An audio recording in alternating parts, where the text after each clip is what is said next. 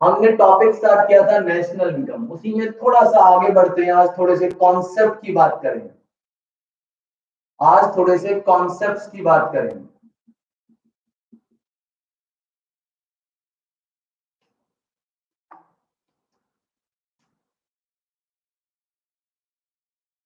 एक तो हमें जीडीपी पढ़ना है, दूसरा जीडीपी एंड वेलफेयर पढ़ना है।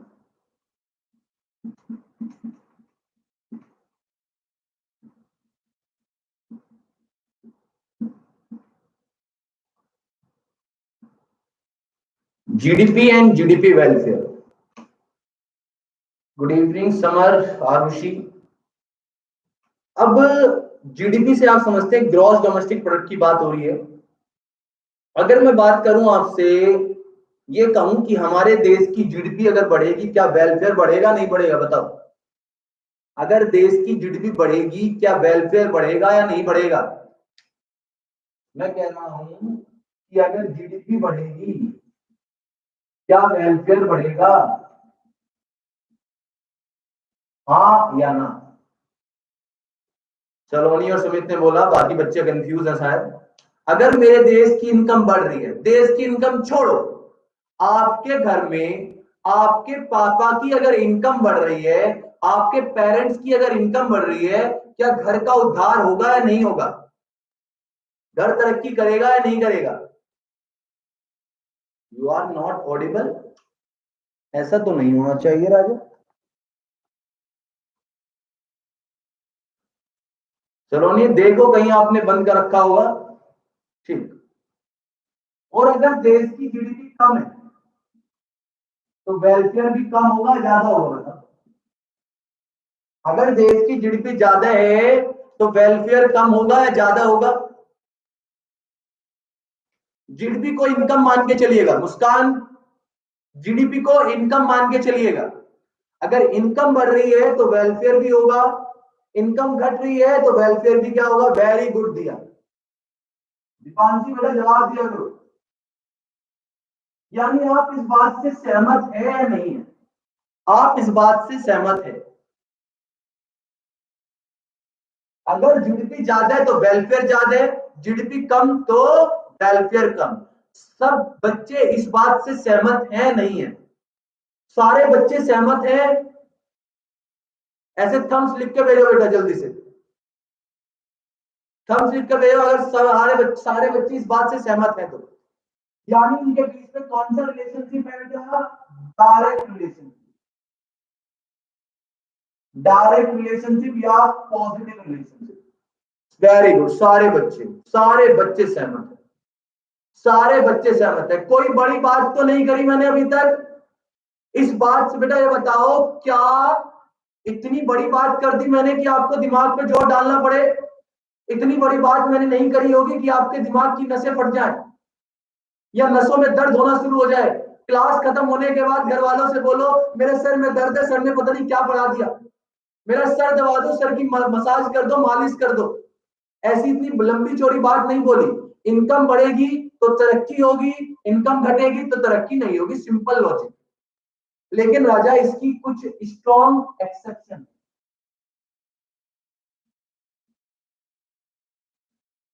इसकी कुछ ना कुछ क्या है? एक्सेप्शंस है, जहां पर ये बात सहमत नहीं। यानी ये बात जीडीपी बढ़ने के बावजूद भी ये बात क्या होती है? मना हो जाती है। यानी जीडीपी बढ़ने के बावजूद वेलफेयर क्या हो जाता है? कम हो जाता है। सुनिएगा पहला point, distribution of GDP. GDP का डिस्ट्रीब्यूशन। अगर राजा बेटा मेरे देश की जीडीपी बढ़ रही है, बट मेरे देश में अनइक्वल डिस्ट्रीब्यूशन है,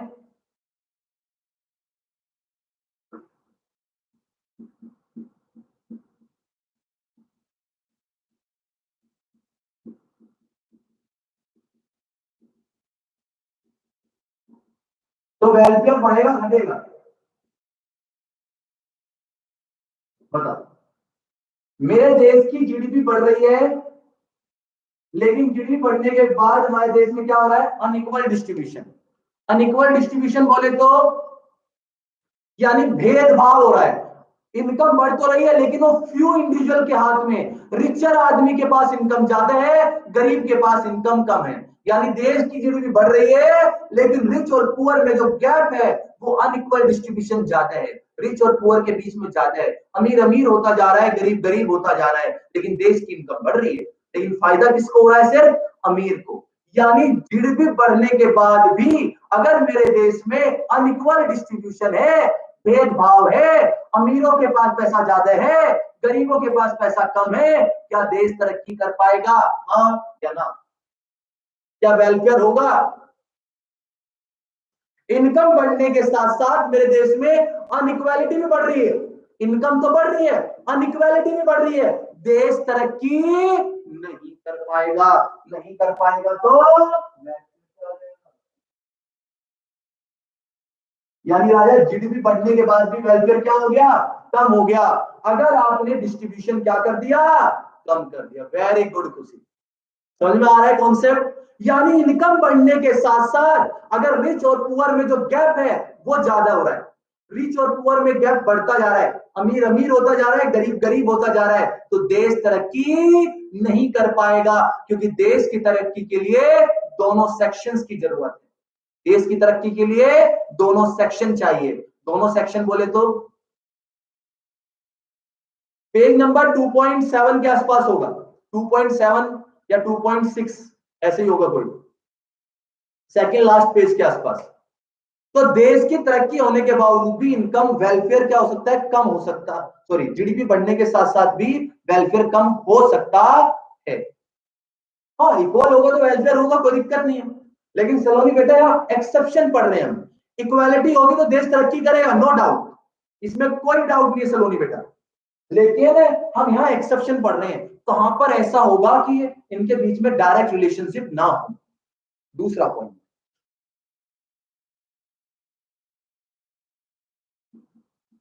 composition of GDP, composition of GDP. यानी ये कहना चाह रहा है देश की जीडीपी तो बढ़ रही है, देश की जीडीपी तो बढ़ रही है, लेकिन आप अननेसेसरी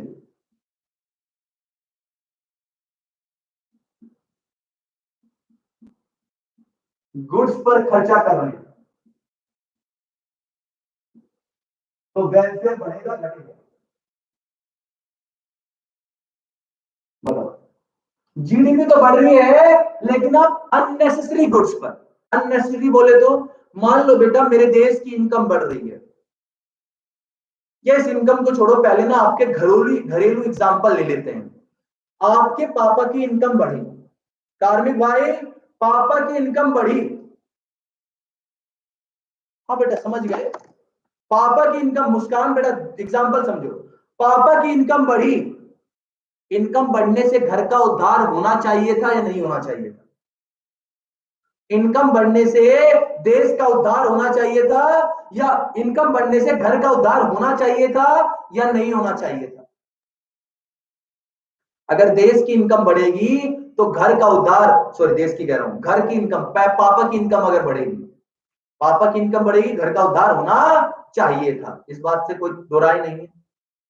यानी पापा की इनकम बढ़ेगी तो घर भी तरक्की करेगा, पापा की इनकम कम तो घर तरक्की कम करेगा, सिंपल लॉजिक।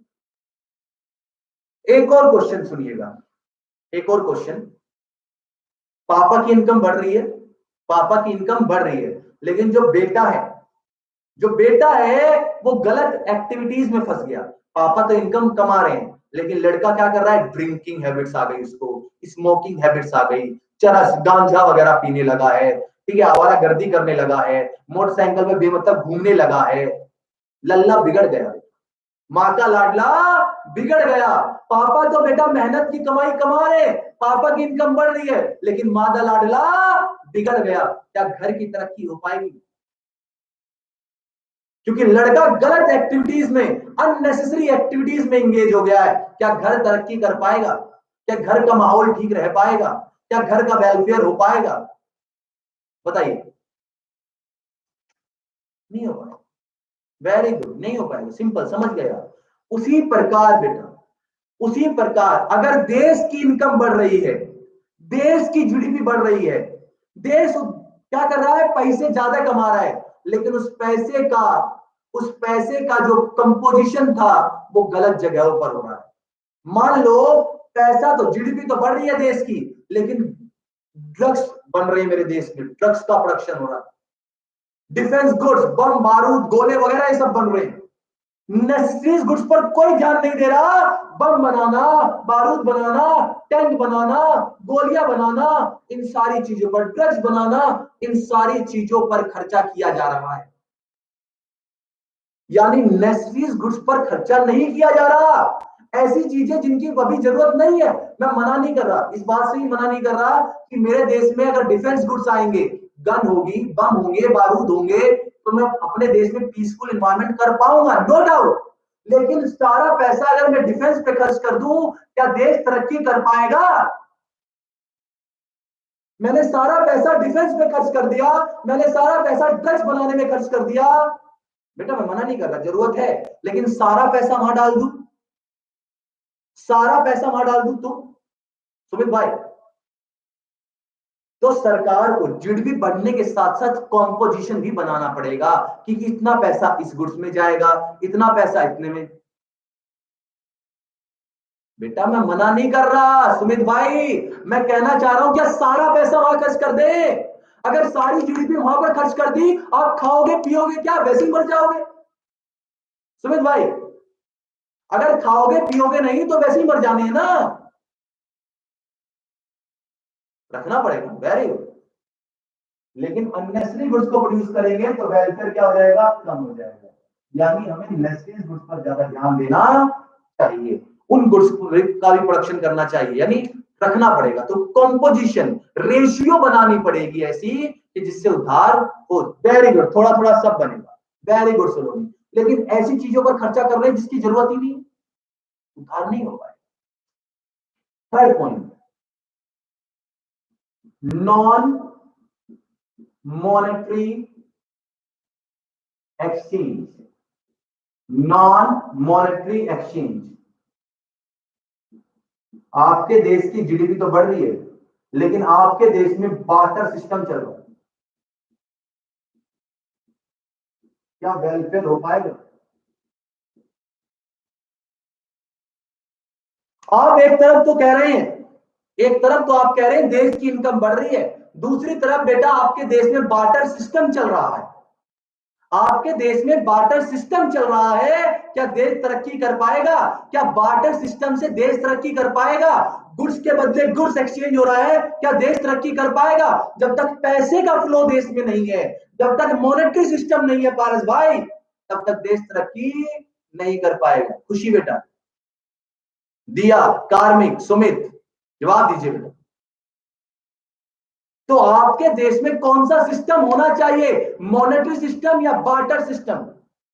जल्दी बताइए, देश के उद्धार के लिए बार्टर सिस्टम चाहिए या मॉनेटरी सिस्टम चाहिए? क्योंकि मान लो देश इनकम कमाए जा रहा है, कमाए जा रहा है, कमाए जा रहा है, उसको स्टॉक करते जा रहा है, करते जा रहा है, करते जा रहा है, उसके स्टॉक से कोई फायदा नहीं है जब तक वो फ्लो कॉन्सेप्ट में नहीं बदले। पैसे से पैसा कमाया जाता है, जब तक आप पैसा खर्च नहीं करोगे तो पैसा नहीं कमा पाओगे। वेरी गुड, तो वेलफेयर क्या होगा, कम। आज भी बेटा अगर मैं इंडिया की बात करूं तो इंडिया में बार्टर सिस्टम चलता है, नॉन एग्जिस्ट नहीं हुआ बार्टर सिस्टम। और जनरली बार्टर सिस्टम देखने को कहां मिलता है, कोई बच्चा बताएगा? बार्टर सिस्टम जनरली कहां देखने को मिलता है? कोई बच्चा बताएगा बार्टर सिस्टम जनरली कहां देखने को मिलता है, गांव में या शहरों में? ज्यादा कहां देखने को मिलेगा?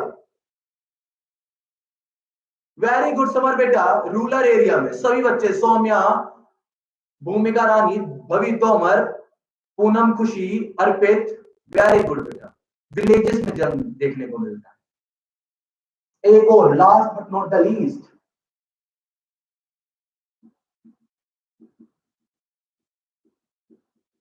एक्सटर्नलिटीज। एक्सटर्नलिटीज बेटा बताती है कि कोई चीज का क्या गुड इम्पैक्ट होगा या बैड इम्पैक्ट होगा। गुड इम्पैक्ट मतलब पॉजिटिव एस्पेक्ट, बैड मतलब नेगेटिव एस्पेक्ट। यानी यहां पर दो एस्पेक्ट आ जाते हैं, positive externalities and negative externalities. दो एक्सटर्नलिटीज है, सुनिएगा बेटा एग्जांपल के तौर पर। वेरी गुड, चलो एग्जांपल सुनिएगा। राजा ये बताइएगा, मतलब पहले तो मैं बता दूं एक्सटर्नलिटीज क्या होती है। एक्सटर्नलिटीज होती है जो गुड और बैड इंपैक्ट डालती है सोसाइटी पर, और जिसका आपको ना तो कोई प्राइस देना पड़ता ना कोई पेनल्टी देनी पड़ती। सरकार ने बेटा पार्क बनाया, सरकार ने खर्चा किया नहीं किया, हाँ या ना? सरकार ने पार्क बनाया, पार्क पर कोई खर्चा किया या नहीं किया? पार्क बनाने में सरकार के खर्चे हुए होंगे या नहीं हुए होंगे? हुए होंगे, हुए होंगे, वेरी गुड। पार्क बनाने में सरकार के खर्चे हुए होंगे, वेरी गुड। आप पार्क में घूमने गए, आपके घर के आसपास छोटा मोटा कोई पार्क होगा, आपके घर के आसपास कोई छोटा मोटा पार्क होगा, उस पार्क में आप घूमने गए, क्या घूमने के आपसे सरकार ने कोई पैसे लिए? आप अपने घर के आसपास छोटे मोटे पार्क में घूमने गए, क्या सरकार ने आपसे उस पार्क में घूमने के पैसे लिए? नहीं। कुछ पार्क होते हैं जहां पैसे लिए जाते हैं, जैसे गांधी बाग की मैं बात करूं, मेरठ में, दिल्ली में कैनॉट प्लेस पर एक पार्क है, वहां भी कुछ पैसे लिए जाते हैं। लेकिन घर के आसपास जो छोटे मोटे पार्क होते हैं बच्चों के खेलने के लिए, वो दिए गए, लोग वहां घूमने भी जाते होंगे, टहलने जाते होंगे। जब टहलने जा रहे हैं, घूमने जा रहे हैं, तो बेटा इस पे हेल्थ पे पॉजिटिव इंपैक्ट पड़ेगा, नेगेटिव इंपैक्ट पड़ेगा? आपकी हेल्थ पर पॉजिटिव इंपैक्ट पड़ेगा, नेगेटिव इंपैक्ट पड़ेगा? जल्दी बताइए। आप, सरकार ने पार्क बनाया, पार्क में खर्चा किया, आप घूमने गए, आपसे कोई प्राइस चार्ज नहीं किया गया, आप घूमते हैं, वहां पर हेल्थ पर आपका पॉजिटिव इंपैक्ट पड़ेगा या नेगेटिव इंपैक्ट पड़ेगा? घूम रहे हैं तो हेल्थ पर पॉजिटिव इंपैक्ट या नेगेटिव इंपैक्ट? सलोनी का आ गया पॉजिटिव, सलोनी हो गया, मुस्कान का आ गया, अर्पित का आ गया, खुशी का आ गया, पारस, आकांक्षा, वानी, आरुषि, ध्रुव जैन, छवि, दिया। वेरी गुड, वेरी गुड बेटा। तो पॉजिटिव से हेल्थ पर पॉजिटिव इंपैक्ट पड़ेगा, और नेगेटिव की मैं बात करूं तो नेगेटिव सुनिएगा, नेगेटिव सुनिएगा भाई। पारस जैन जी है, हमारे स्टूडेंट है पारस जैन जी, उन्होंने एक ऑयल रिफाइनरी लगाई, तेल निकालने वाली फैक्ट्री, तेल बनाते हैं। पारस जैन जी हैं, उन्होंने एक फैक्ट्री बनाई, Paras Jain oil refinery. Paras Jain oil refinery उन्होंने बनाई, तो बताओ इन्होंने एक फैक्ट्री डाली, उस पर पॉजिटिव इंपैक्ट पड़ेगा नहीं पड़ेगा? देश पर, देश पर पॉजिटिव इंपैक्ट पड़ेगा या नहीं पड़ेगा? बताइए। पारस जैन जी ने एक फैक्ट्री खोली ऑयल रिफाइनरी के नाम से, पारस जैन ऑयल रिफाइनरी, तो बेटा देश में प्रोडक्शन बढ़ेगा, अच्छी बात, ये लोगों को रोजगार देंगे, अच्छी बात। लेकिन आगे सुनिए कहानी क्या होती है। पारस भाई ने फैक्ट्री खोली, ठीक है, मैं समझ गया आपकी बात, फर्क पड़ेगा, फर्क पड़ेगा, पॉजिटिव पड़ेगा, मान लिया आपकी बात। लोगों को रोजगार देंगे, देश का प्रोडक्शन बढ़ेगा, मान लिया आपकी बात। लेकिन कहानी अब पूरी सुनी, कहानी में ट्विस्ट है। Paras Jain oil refinery oil बनाती है, और जो वेस्ट निकलता है उस वेस्ट को नदियों में बहा देती है। जो वेस्ट निकलता है, ऑयल रिफाइनरी का जो वेस्ट निकलती है, वो पानी में, रिवर्स में बहा देती है। अब बताइए, पारस जैन जो ऑयल रिफाइनरी का वेस्ट था, वो पानी में, रिवर्स में बहा देते हैं, रिवर्स में चला जाता है उनका वेस्ट। अब बताओ देश पर इंपैक्ट पॉजिटिव होगा या नेगेटिव होगा?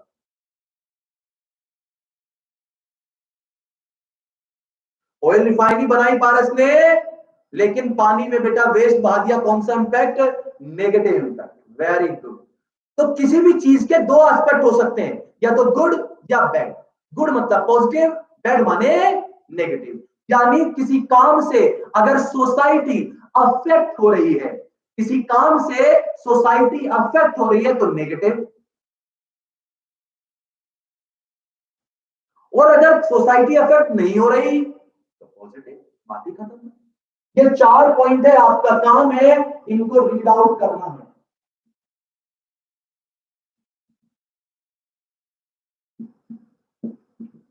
फ्रॉम नॉट, नॉट से इनको रीड आउट करेंगे बेटा, चारों पॉइंट्स को।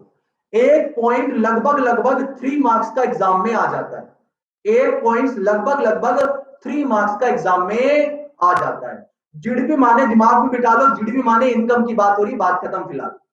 जीडीपी माने इनकम की बात हो रही थी, इनकम बढ़ने से वेलफेयर होता है, इनकम घटने से वेलफेयर नहीं होता है। लेकिन इसकी एक्सेप्शन थी कि जीडीपी बढ़ने के बावजूद भी वेलफेयर कम, यानी ऑयल रिफाइनरी खुली तो जीडीपी बढ़ेगी, लेकिन ये पॉल्यूशन फैला रहे हैं तो वेलफेयर क्या हो जाएगा, कम हो जाएगा। यहां तक बातें क्लियर हुई या नहीं हुई? चारों point, distribution of GDP, composition of GDP, non monetary exchange and exclusive, ये 4 पॉइंट है। और इन 4 पॉइंट में से एग्जाम में एक पॉइंट जरूर जरूर और जरूर आता है, ध्यान रखिएगा। 4 पॉइंट में से एक पॉइंट एग्जाम में जरूर आता है, 3 to 4 मार्क्स का, 3 से 4 नंबर का एग्जाम में आता ही आता है, तो ये तो पढ़ना पड़ेगा। ठीक है, वेरी गुड बेटा, वेरी गुड, कितने होशियार बच्चे हैं, वेरी। अब बात करते हैं जीडीपी। जीडीपी एक रियल जीडीपी है बेटा,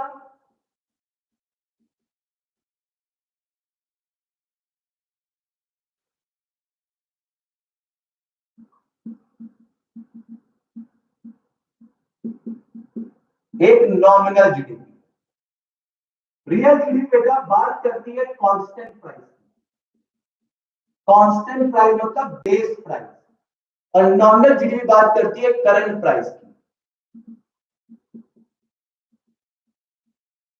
मान लो मैं इसका जो रियल जीडीपी निकलती है प्राइस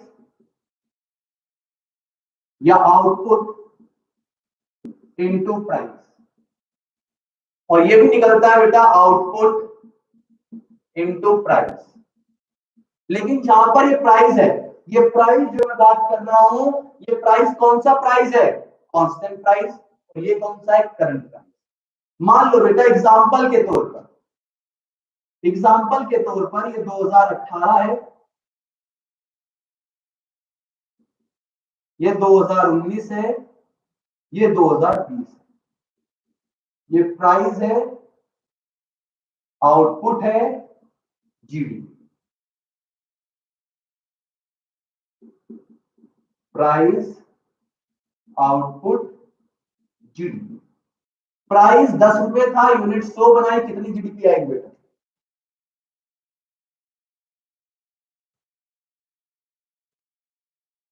अभी बताता हूं बेटा, सलोनी अभी बताता हूं, पहले ये समझा दूंगा आपको।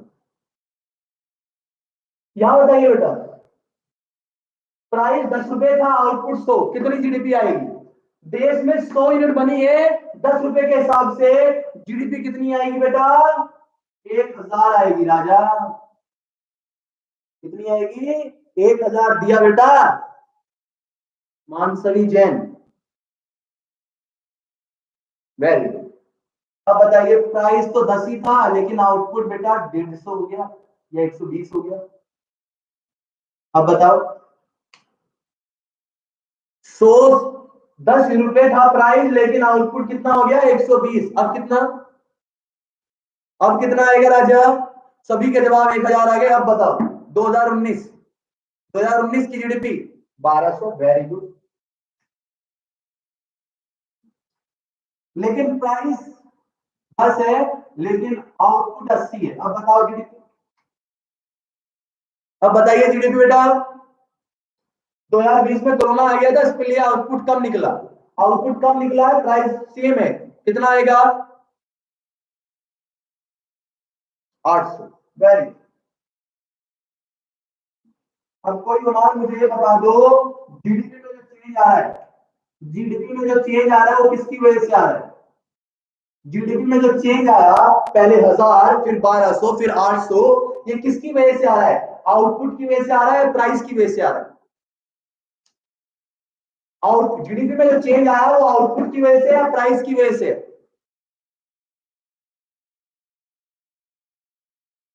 आउटपुट की वजह से। किसकी वजह से? आउटपुट की वजह से। क्योंकि प्राइस क्या है बेटा? प्राइस तो क्या है? कांस्टेंट है। प्राइस क्या है? कांस्टेंट है, क्योंकि प्राइस तो क्या है? कांस्टेंट। तो ऐसी जीडीपी जो बेस ईयर या कांस्टेंट प्राइस पर निकाली जाए, ऐसी जीडीपी जो कांस्टेंट प्राइस पर निकाली जाए उसे रियल जीडीपी कहते हैं। यहां पर भी आ जाइए बेटा, 2018, 2019, 2020,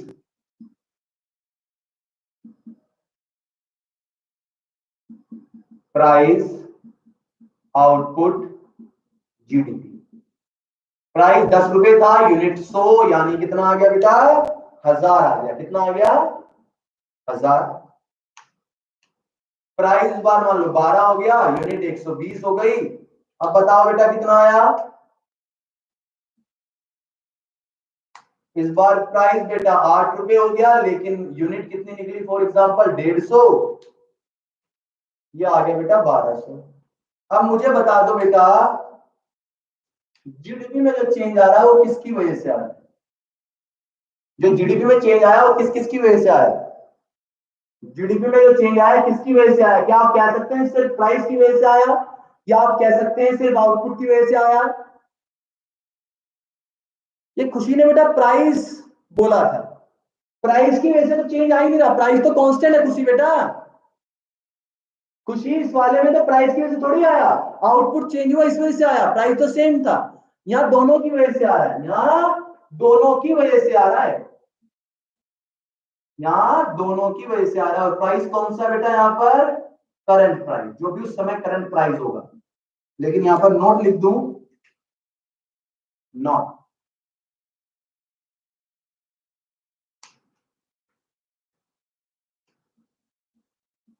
real GDP is better indicator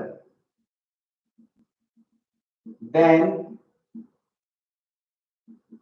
nominal. Real GDP better indicator है नॉमिनल जीडीपी से। Real GDP is a better indicator. सुनिएगा कैसे। राजा बेटा आपकी इनकम 100 रुपए थी और किसी चीज का, ये मार्कर ही मान लेते हैं, मार्कर 10 रुपए का था। आपकी इनकम 100 रुपए थी, मार्कर 10 का था, कितने मार्कर खरीद पाओगे?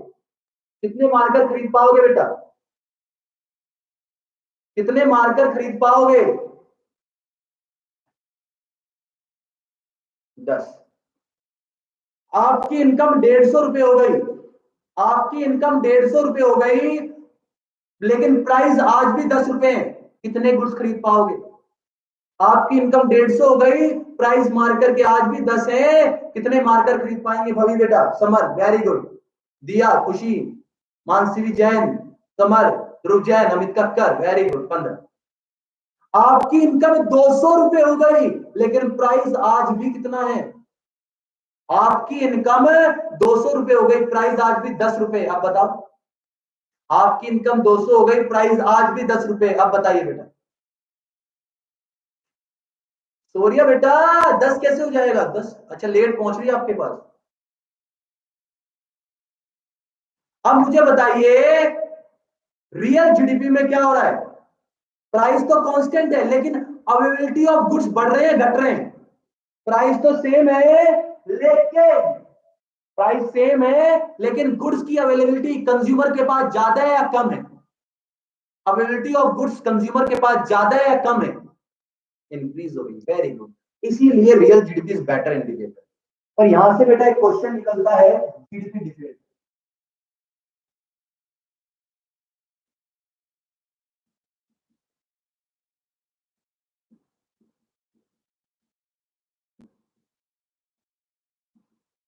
जीडीपी डिफरेंशियल बोलते हैं प्राइस इंडेक्स, निकलता है बेटा nominal GDP upon real GDP into 100। Nominal GDP को रियल जीडीपी से क्या कर दिया जाए? बेस ईयर को ही कांस्टेंट प्राइस कहते हैं बेटा। बेस ईयर का मतलब, कांस्टेंट प्राइस का मतलब यहां पर बेस है, बेस। कांस्टेंट ईयर को ही बेस कहते हैं बेटा। ये कॉन्सेप्ट है जीडीपी डिफेल्टर, यानी अपने देश में इन्फ्लेशन और डिफ्लेशन निकालना है तो कैसे निकलेगा? उसका फॉर्मूला है प्राइस इंडेक्स का, या इसको जीडीपी डिफेल्टर बोल देते हैं। प्राइस इंडेक्स कहता है नॉमिनल को रियल से डिवाइड कर दो इंटू 100। सलोनी बेटा नेटवर्क इश्यू होंगे आपके यहाँ, बात अटक तो नहीं रही है, नेटवर्क इश्यू होंगे। अब बेटा यहां पर अगर 100 से ज्यादा आई, अगर प्राइस इंडेक्स, आपका प्राइस इंडेक्स 100 से ज्यादा आया या 100 से कम आया, अगर 100 से ज्यादा आया तो इन्फ्लेशन, और 100 से कम आया तो डिफ्लेशन। Inflation, deflation. अगर आपका आंसर, प्राइस इंडेक्स का आंसर 100 से ज्यादा आ रहा है तो वो इन्फ्लेशन है, 100 से कम आ रहा है तो वो डिफ्लेशन है। इसके बेस पर हम क्वेश्चन करेंगे। पहले आप इसे कॉपी कर लीजिए, जल्दी से कॉपी करिए इसे, फिर हम आगे बात करते हैं। इसे जल्दी, ये फॉर्मूला बेटा प्राइस इंडेक्स का फॉर्मूला, इसको जीडीपी डिफाइंड या मैं प्राइस इंडेक्स ही लिख देता हूं, इसको मैं प्राइस इंडेक्स ही लिख देता हूं, प्राइस इंडेक्स।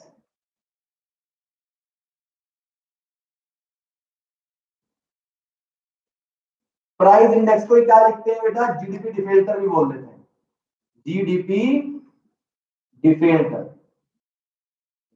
इसके बेस पर एक एक नंबर के क्वेश्चन आ जाते हैं, उनकी चर्चा भी करेंगे। आपको मैं 1 मिनट दे रहा हूं, एक नहीं चलो मैं आपको 1.5 मिनट दे रहा हूं। हाँ 2.7 पर ही नोट कर लीजिए, 2.7 या 2.6 पर कहीं भी नोट कर लीजिए इसे बुक में, जल्दी से नोट करें बेटा। पूरी 1 मिनट दे रहा हूं, फिर इसके बेस पर कुछ क्वेश्चन आप मुझे करके दिखाएंगे।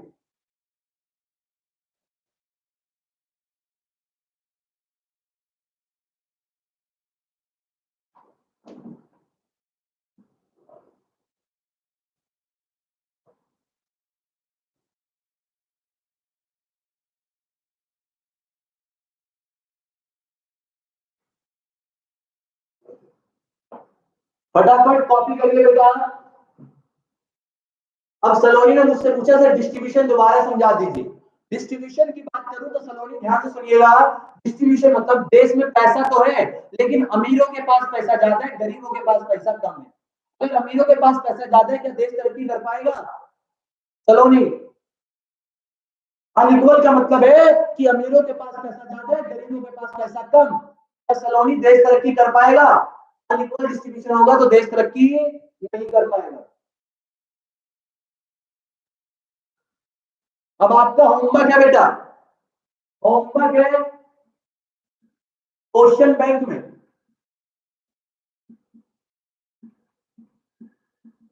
Page number 2.38, question bank page number 2.38, question number 29 से लेकर क्वेश्चन नंबर 34 तक, 29 से 34 तक ये 5 क्वेश्चन है जो आपको करने हैं।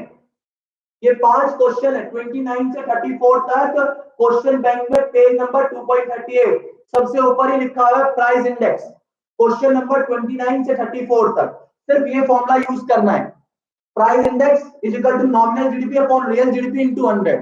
किसी क्वेश्चन में प्राइस इंडेक्स गिवन होगा, नॉमिनल जीडीपी निकालनी होगी, रियल गिवन होगा। किसी में क्या होगा, रियल निकालनी होगी, नॉमिनल और प्राइस इंडेक्स गिवन होगा।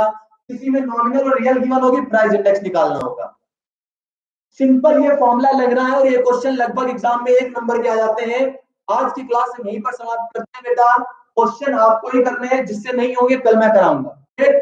और क्वेश्चन करने के बाद कल सुबह 9 बजे तक मेरे पास, कल सुबह 9 बजे तक मेरे पास पूरे क्वेश्चन का सॉल्यूशन आ जाना चाहिए। जिसका नहीं आएगा मैं उसे रिमूव कर दूंगा बेटा ग्रुप से। जो बच्चा होमवर्क नहीं करेगा उसे मैं ग्रुप से रिमूव कर दूंगा, ध्यान रखिएगा इस चीज का। आप बिल्कुल नहीं पढ़ रहे हैं, ऐसे काम नहीं चलेगा, साथ साथ करते ही बहुत धीरे धीरे मैं करा रहा हूं। ये क्वेश्चन बहुत आसान है, सिर्फ इस फॉर्मूले का इस्तेमाल करना है, आप क्वेश्चन कर लेंगे। चलिए बेटा, बाय बाय, टेक केयर, ध्यान रखिएगा। पेज नंबर 2.38, क्वेश्चन नंबर 29 से 34, बाय।